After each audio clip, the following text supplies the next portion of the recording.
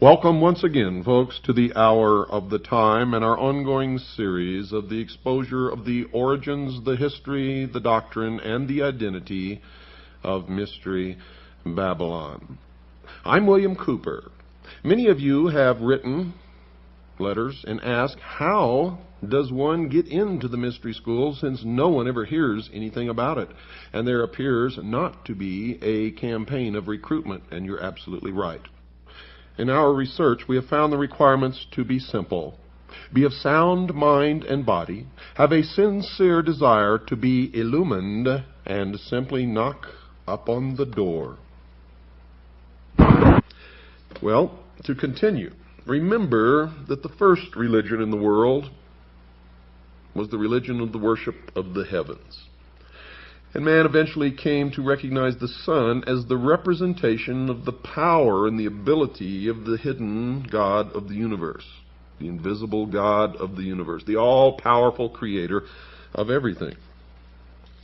But man, as he gained his intellectual ability, began to look toward himself, toward the intellect as that God, and the sun, the representation of what used to be the invisible God of the universe, then became the representation of the intellect, the light, Lucifer.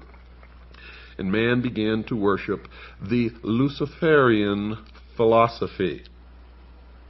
He believed, these people who call themselves the guardians of the secrets of the ages, and still believe, that man was held prisoner in the Garden of Eden by an unjust, vindictive, and very cruel God, the God of the Bible, and that he was set free from the bonds of ignorance through the gift of intellect given to him by Lucifer through his agent Satan. Now, many people believe that Lucifer and Satan are the same individual entity, and they may be. I don't know the answer to that. I just know what the mystery schools believe, and I know what I personally believe, and what I personally believe doesn't have any bearing on anything. Knowledge, the truth, is what counts, and that's what we're trying to get to the bottom of here. Now, eventually, this philosophy of worshiping the intellect, or wisdom, or the mind, became known as Gnosticism. And the followers of Gnosticism began to be known as the Gnostics.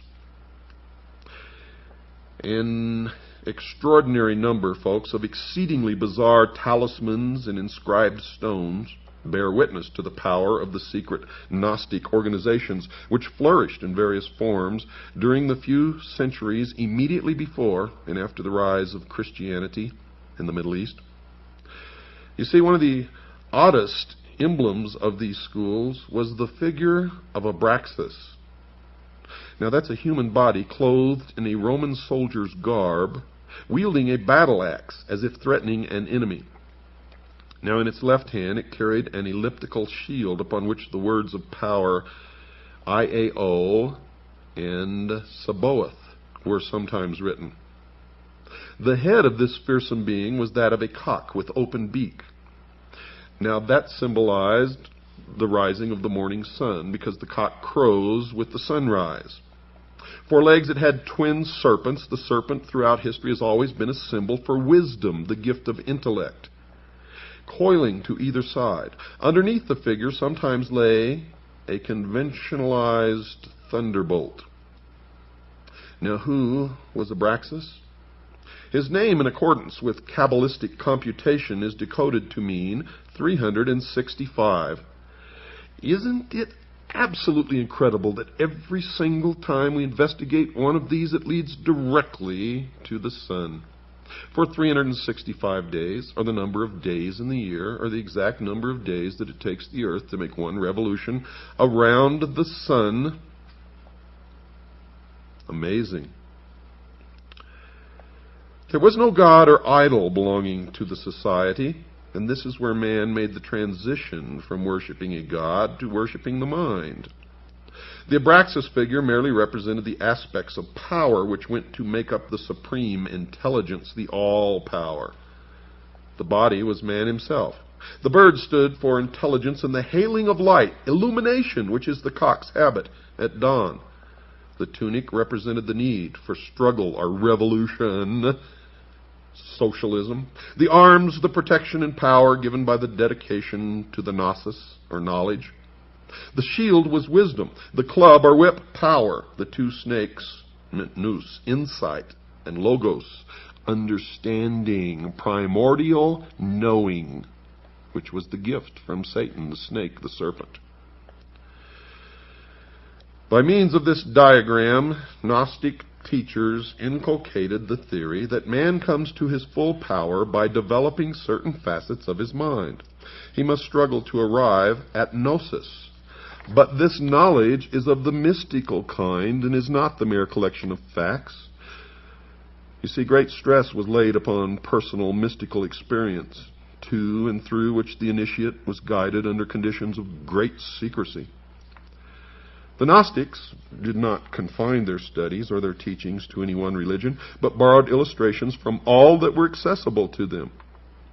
This caused them to be considered Christians, heretics, Jews who were trying to undermine Christianity, remnants of the Persian sun worshippers.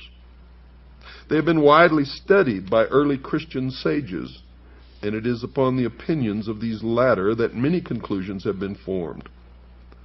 Little or no investigation of these, quote, people of wisdom, unquote, has been done by research workers on the spot in Asia and North Africa, where strong and interesting traces of their beliefs and practices still remain.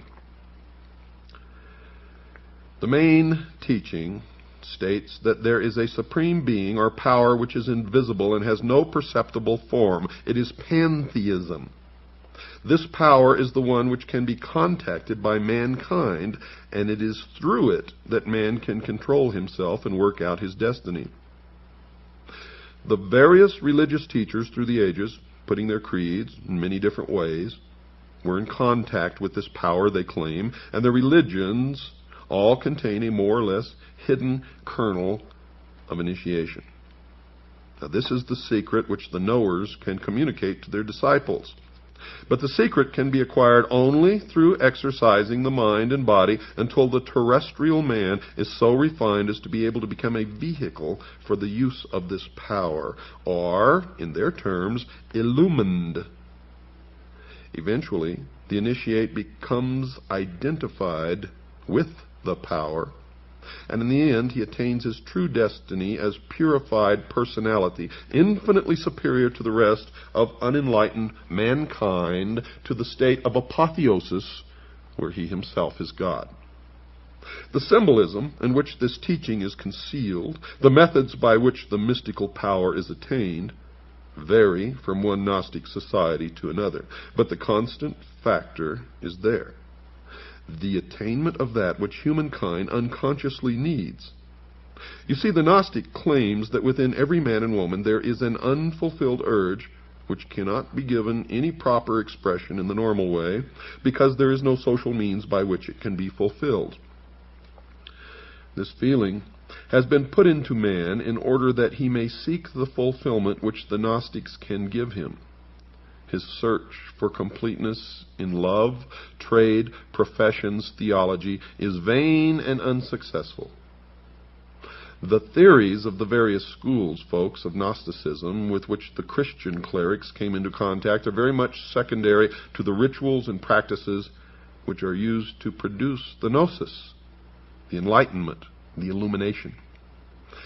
This has not been fully understood by too many people who devote much space in trying to work out the beliefs of the knowers by a perusal of their writings or by reports which have been given them by others, simply, folks, because they do not understand the symbolism. It is not clear to them. It is veiled. It is the esoteric wisdom. What were and are the Gnostic practices? Well, first, discipleship, and the inculcated belief that the initiate must struggle, must devote himself as much as possible to the identification with the power which inspires all. Secondly, there are two kinds of men: those who are bound to the earth and to matter, and those who can refine themselves. It is from the latter class that aspirants are chosen. they claim. In every instance that we've investigated, they may choose them from the latter class, but they all end up in the first. Thirdly, the methods by which the divine illumination may come are many and varied, and it is the province of the teacher to choose which path he will give to his disciple to follow. Some Gnostics believe that frenzy and excitement would produce the necessary liberation of the mind from the fetters of the body. Remember the Sphinx? Others consider that this could be done best by fasting and meditation. Present-day Gnostic practice in the East has it that different methods suit different temperaments. And this could be one cause for the historical confusion as to which branch of heretics practiced what. The Gnostics believed themselves to be intellectual aristocrats. Their knowledge was only for the few who were ready to receive it. And that's why they do not recruit. You must knock at the door, and you and only you know when you're ready to receive it. And this is what made them a secret cult, not the fear of persecution. They had their own passwords and shaking hands. They tickled the palm as an identification signal, and they helped one another in every conceivable way, just as Freemasons do today. For they are one and the same, as they have always been one and the same with all the different versions of the mystery throughout the ages. Now, some say that they could not be called pantheists because they considered that the doctrine was secondary to the experience of religion, and the theologians and ordinary priesthood of any religion did not approve of that. They were not, in fact, a religion like most others, because they stressed the importance of the individual before that of the community. Those who were more enlightened were more important in every possible way because they were valuable, refined aristocrats. At the same time, they taught that providing the well-being of the Gnostics was assured. So was that of the community at large. And this meant that they could subscribe to the outward doctrines of any religion and could continue to operate under many different political religious systems. Gnosticism profoundly influenced men's minds, even in Europe, up to and after the Middle Ages, and its basic way of thinking is probably an underlying factor in other secret societies whose members would be surprised to know it, because the pyramidal organizational structure of the membership of these organizations means that nobody below the top, the very top, really knows anything of the true religion and goals of the society to which they belong. And so these people could truly be said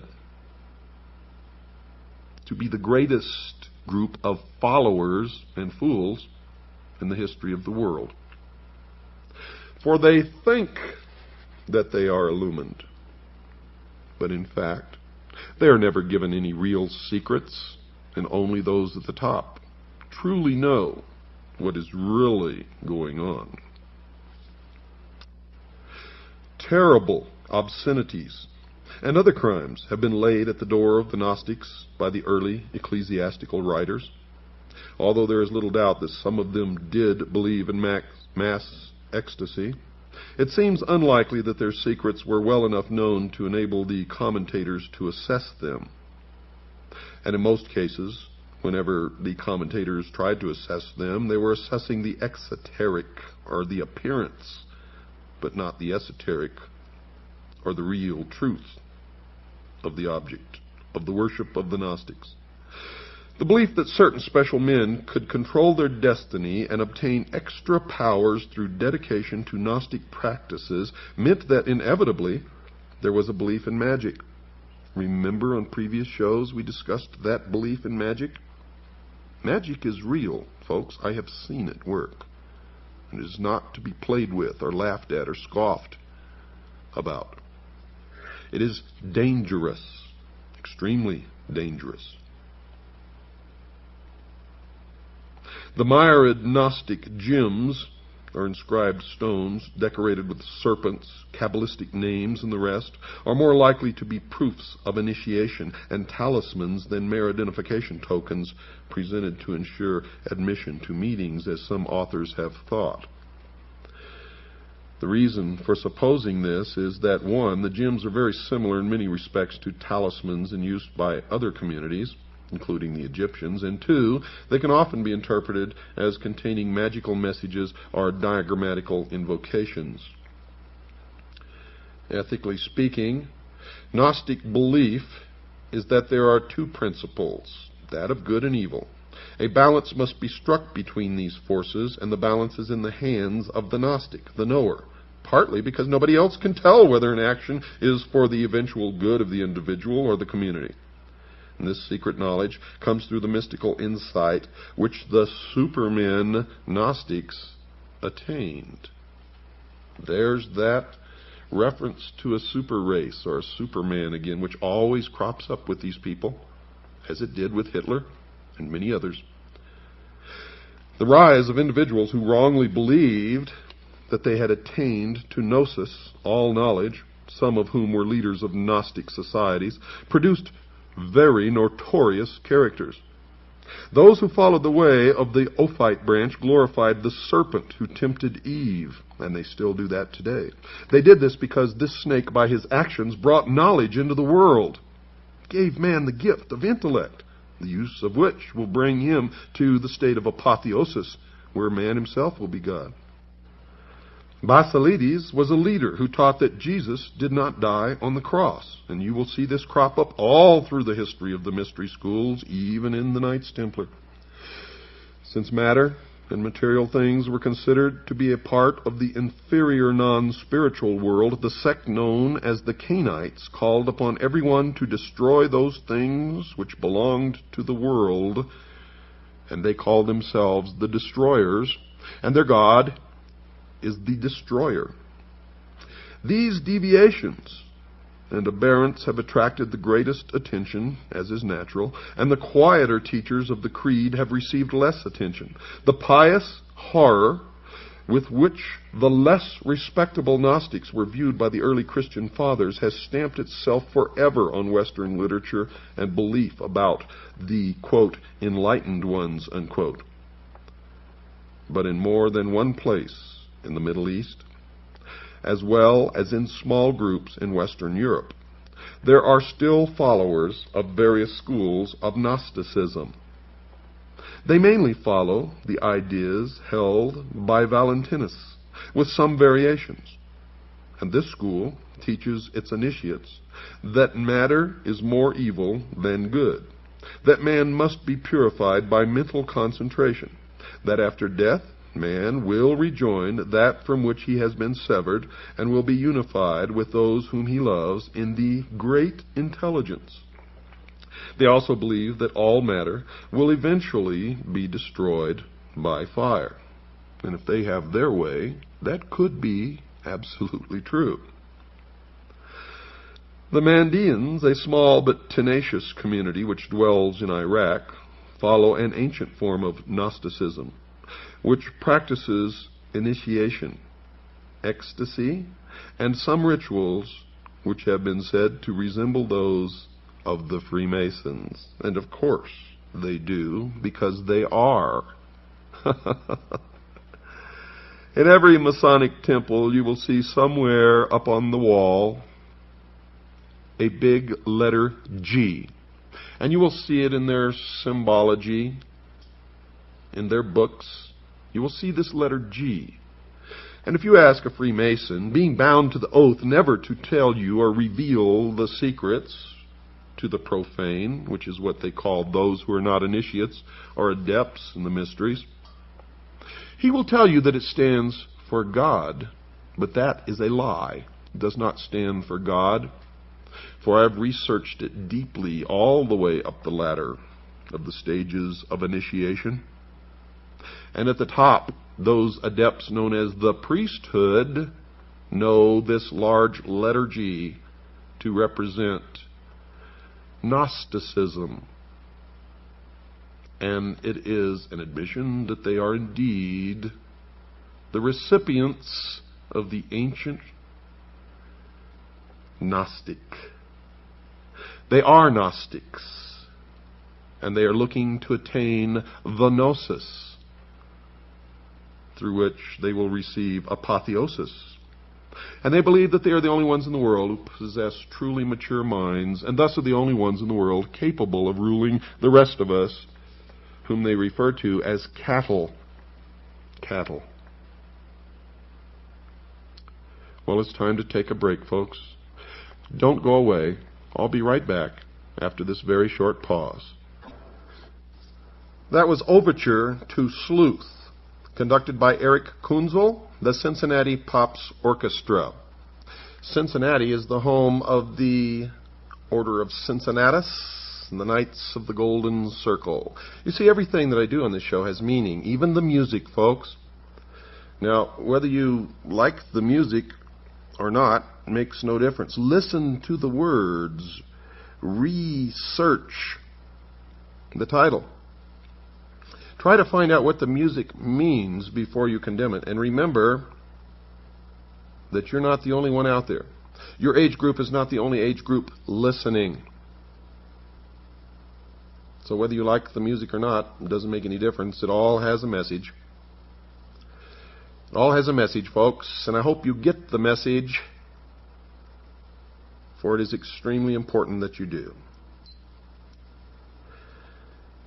A most detailed account of what was said to be the 7 highest degrees of secret Egyptian initiation was first published in Germany in the 18th century. This strange and very exhaustive document combines many elements from the ancient mysteries. It seems to come from Greek sources, because many of the words used are Greek. And it could well be that we have here the modern beginnings of an attempted revival of ancient mysteries. Whatever it is not one of those fanciful and spurious ones which used to be printed merely to attract the credulous, because it is plausible in containing the sort of material which might well have formed the content of an initiation and mind-conditioning system. And if you understand the secret religions as I do, and specifically the modern ones, you will quickly recognize this as authentic. The earliest version known is in the form of an anonymous pamphlet, probably not intended for public sale, of 30-odd pages, printed in 1785. Right in that area of history is momentous occurrences. It was republished in a French translation 30 years later, purporting to be the ritual of the master degree in Freemasonry. And if you know anything about the master degree in Freemasonry, you will soon see that it certainly is exact in its descriptions. The French editor claims that it is a composite ritual derived from the works of some 15 Greek and Roman writers. This degree, we are told, was open to Egyptian kings and priests alone, and only those specially recommended by an initiate could enter it. The usual procedure was that the pharaoh himself introduced the candidate to the priests. By them he was sent from Heliopolis, the city of the sun, and you'll never escape from the sun when you're studying the mysteries, to the Memphis priests. From there he went to Thebes. He was circumcised, forbidden to eat poultry or fish, and generally had to abstain from wine. He was put for several months in an underground cave and asked to write down his reflections. When he had done this, he was led to a passage supported by the pillars of Hermes, where he had to learn certain things which were inscribed thereon. As soon as he was word perfect, the Thesmorphus, or the introducer, came to him with a strong whip to keep the uninitiated or the profane at bay. He was blindfolded and his hands bound with cords. Now follows the procedure from the first degree of the select body. The candidate was led to the gate of men, where the introducer touched the shoulder of an apprentice, Portophorus, standing there on guard. He in turn knocked on the gate, which was opened. When the aspirant entered, he was questioned on various matters by the hierophant, after which he was led around the Barantha in an artificial storm of wind, rain, thunder, and lightning. If he showed no sign of fear, Menes, the expounder, explained the laws of the Krata Rapoa, to which he had to agree. He was then taken in front of the hierophant, made to kneel, and vowed fidelity with a sword point at his throat. As witness, he called upon the sun, moon, and stars. And where have you heard that before? His eyes were then unbandaged, and he was placed between two spare pillars called bateles, where lay a ladder of 7 steps, behind which were 8 doors of different metals of gradually increasing purity. The hierophant, then addressing those present, as many Musai are children of the work of celestial investigation, exhorted them to govern their passions and fix their thoughts upon God. Now the sun, the moon, and the stars, you should know by now, represent the doctrine, the church, and the initiates. The sun, of course, is the doctrine, the moon is the church, and the stars are the body of initiates, or the 1,000 points of light. The candidate was taught, folks, that the latter symbolized the wanderings of the soul. He was told the causes of wind, thunder, and lightning, and given other valuable information, such as medical lore. He was given the password of recognition of this degree, which was, and I spell it because I don't know the correct pronunciation, A-M-O-U-N, meaning secrecy. He was taught a grip, given a pyramidal cap, and an apron called xylon. Around his neck was a collar, and he wore no other clothes. His duty was to guard the gate of men in his turn. The Portophorus was now able, after showing his devotion, to proceed to the 2nd degree. Following a prolonged fast, he was taken into a dark chamber called Endymion, the invitation grotto. He was now of the degree of Neocorus.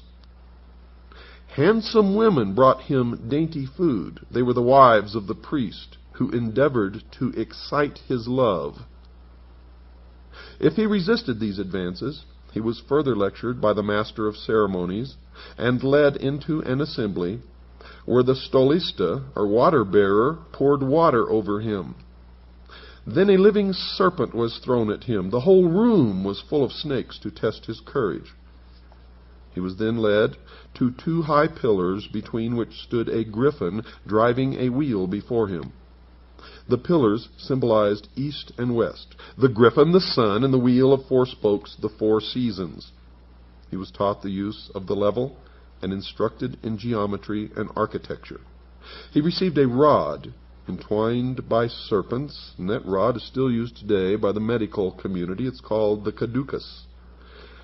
And he received the password Heave, meaning serpent, and was told the story of the fall of man.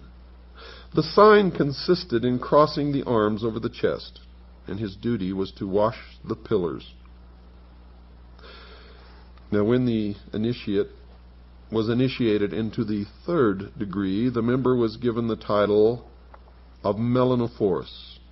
He was led to an anteroom, over whose door was written, Gate of Death. The room was full of copies of embalmed bodies and coffins. Here, too, were a number of dissectors, embalmers, and so on. In the center stood the coffin of Osiris. The Melanophorus was asked if he had had a hand in the assassination of his master. On his denying the question, he was seized by 2 tapaxites, or men who buried the dead, and led into a hall where he found all the other Melanophores clothed in black. The king himself, who always was present on these occasions, addressed him in an apparently friendly way, begging him, if he did not feel courage enough to undergo the test now to be applied to him, to accept the golden crown he was offering him. Well, he had already been coached to refuse the crown and tread it underfoot.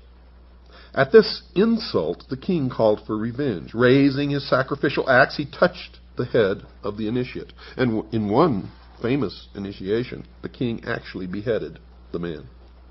The two corpse carriers threw him on the ground, and the embalmers wrapped him in bandages. All who were present wept. Now he was led to a gate over which was written, Sanctuary of the Spirits. Now the initiate was not supposed to be beheaded in that one famous initiation. And I don't know what they chalked that up to. Now, standing before the gate, the initiate waited. On its being opened, thunder and lightning struck the apparently dead man. Charon received him as a spirit into his boat and carried him to the judges of Hades. Pluto sat on his judgment seat, while Rhadamanthus and Minos, as well as Aethon, Nicreus, Alastor, and Orpheus, stood beside him. Very severe questions were put to him as to his former life, and finally he was sentenced to remain in these subterranean vaults. Now remember, this is an initiation, which sometimes lasts for months and even years. The bandages were removed, and he was told never to desire blood, never to leave a corpse unburied, and to believe in the resurrection of the dead and the judgment to come. Now remember, this is long centuries before Christianity. He was taught coffin decoration and the peculiar hierogrammatical script. The sign was an embrace to express the days of wrath. He was kept in these underground chambers until thought fit to proceed to a higher degree. These, quote, days of wrath, unquote, generally lasted for a year and a half, until the initiate was ready for promotion to the 4th degree. The battle of the shades. He was handed a sword and a shield and taken through dark passages. He met certain persons presenting a frightful appearance, carrying torches and serpents. He was attacked with the cry of Panis. He defended himself bravely, but was always taken prisoner. His eyes were bandaged and a cord placed around his neck. Dragging him into a hall, the specters disappeared. He was led into the assembly of initiates, and his eyes unbandaged. Before him he saw a magnificent hall decorated with beautiful paintings. The king and the highest dignitary, the demiurgos, were present. All were wearing their alidai, an Egyptian order composed of sapphires. Among those present were the secretary, the treasurer, and the master of feats. The orator made a speech congratulating the new member on his fortitude. He was given a drink called sais, which he drank to the dregs. And this was probably the ritual drink of honey or milk, water, wine, and gruel, and perhaps some hypnotic drug. He donned the boots of Anubis, took up the shield of Isis, put on the cloak and cap of Orcus. He was handed a sword and told that he must cut off the head of the next person he met in a cave and bring it back to the king. This cave was pointed out to him. Entering it, he saw what seemed to be a beautiful woman, but in reality was a model of one. Now notice it's a woman. He seized this by the hair and severed the head. This he brought back to the monarch, who praised him, telling him that he had symbolically won the head of the Gorgon, wife of Typhon, who had caused the death of Osiris. He was now permitted always to wear the dress which had been given to him, and he was entered in a book as one of the judges of the land. Notice that, one of the judges of the land. He was able to communicate at any time with the king and received an allowance from the court. He was invested with an order, that of Isis in the shape of an owl, And it was revealed to him that the secret name of the great lawgiver was Joa, Joa, which was also the password of this degree. But the password for the meetings of the Christophori, as the fourth degree initiates were called, was Sassicus. The fifth degree, that of Balahate, could not now be refused to the Chrysophorus if he demanded or requested it. He was led to a hall to watch a play at which he was the only onlooker. Other members of the degree went through the hall as if looking for something. One drew his sword, and the terrible figure of Typhon appeared. Of course he was slain. And now the Dew Balahate was told that Typhon represented fire, a terrible element which was at the same time indispensable. The password was Chimia, and the teaching was in chemistry, or alchemy. In order to become an astronomer of the gate of the gods, the sixth degree, the candidate was taken to the hall of assembly, bound and led to the gate of death. He was shown corpses which had been cast into water, and warned that he might be similarly treated if he broke his oath. He was given some teaching in astronomy, and taken back to the gate of the gods, where he looked at the pictures of the gods while their histories were explained to him. A priestly dance took place, symbolizing the course of the heavenly bodies. He saw a list of members of the order throughout the world, and learned the password Ibis for watchfulness. The last and the highest degree was that of Propheta, in which all secrets were laid bare. It was conferred following public processions, and when the permission of the king and all the highest members had been obtained, the members secretly left the city by night, and retired to some houses built in a square and surrounded by pillars, by the sides of which were placed alternately a shield and a coffin, whose rooms were painted with representations of human life. Now these houses were called Maneras, for the people believed them to be visited by the manes of departed men. On their arrival at these houses, the new member, now called Prophet, or Saphanath Panka, a man who knows the secrets, was given a drink called oimelas, and told that now all trials were over. He received a cross of peculiar significance, which he was always to wear.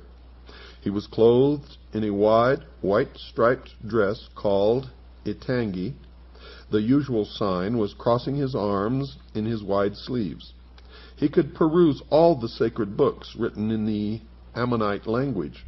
His greatest privilege was having a vote in the election of a king, and the password was Adan. These mystical societies always continued, and one of special interest is the powerful society in Afghanistan in ancient times called the Roshaniya, or Illuminated Ones. There are actually references to this mystical cult going all the way back through history to the House of Wisdom at Cairo. The major tenets of this cult were the abolition of private property, the elimination of religion, the elimination of nation-states, the belief that illumination emanated from the Supreme Being who desired a class of perfect men and women to carry out the organization and direction of the world, belief in a plan to reshape the social system of the world by first taking control of individual countries one by one, and the belief that after reaching the fourth degree one could communicate directly with the unknown supervisors who had imparted knowledge to initiates throughout the ages. The Roshaniya also called themselves the Order. Initiates took an oath that absolved them of all allegiance except to the Order, and stated, quote, "I bind myself to perpetual silence and unshaken loyalty and submission to the Order.